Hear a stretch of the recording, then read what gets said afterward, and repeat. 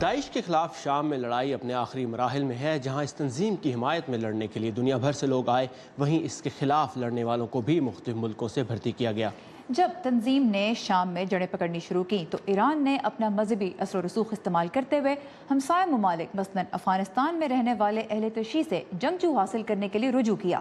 Voice of America کی عائشہ تنظیم نے افغان شہر ہرات میں کچھ ایسے خاندانوں سے ملاقات کی جن کے رشتہ دار شام میں داعش کے خلاف لڑتے ہوئے ہلاک ہوئے۔ ان کی رپورٹ پیش کر رہی ہیں صبا شاہ خان۔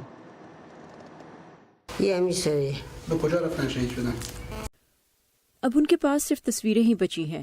قمر بی بی کے 2 پوتے افغان آرمی کے لیے کام کرتے تھے، لیکن جب داعش نے افغانستان میں جڑیں پکڑی اور اہل تشیع کے مقدس مقامات کو تباہ کرنا شروع کیا تو وہ اپنے خاندان کی مخالفت کے باوجود سنی عسکریت پسند گروپ کے خلاف لڑنے شام چلے گئے۔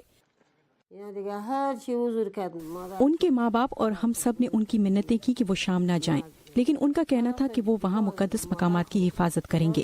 وہ خاموشی سے چلے گئے، پہلے ایران اور پھر شام۔ انہوں نے ہمیں فون پر بتایا کہ وہ وہاں پہنچ گئے ہیں۔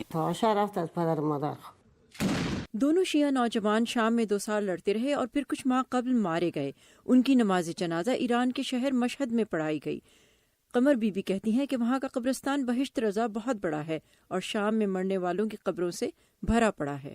ایران کی حکومت نے ان کی تدفین کے اخراجات دیے اور ان کے والد کو کربلا بھیج دیا۔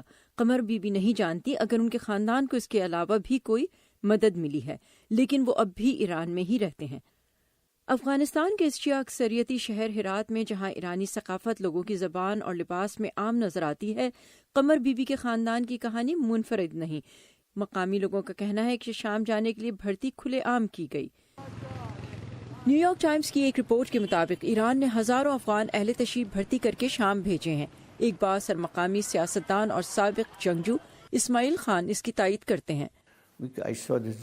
بہت سے خاندان شام سے ہلاک ہونے والے اپنے رشتہ داروں کی لاشیں لے کر آئے ہیں اور پھر ان کی نماز جنازہ یہاں ہوئی۔ یہ مقامی میڈیا میں رپورٹ کیا جاتا رہا ہے۔ ایک ایرانی رہنما کی شام کی جنگ میں مرنے والے کے رشتہ داروں کے ساتھ ملاقات بھی ہوئی۔ یہ سب کو عام پتہ ہے۔ اب جبکہ شام میں داعش کے خلاف جنگ آہستہ آہستہ ختم ہو رہی ہے اور سعودی عرب اور ایران کے درمیان کشیدگی بڑھتی نظر آتی ہے، افغان حکام فکر مند ہیں کہ کہیں ان کا ملک ان 2 علاقائی حریفوں کی پراکسی جنگ کا میدان نہ بن جائے۔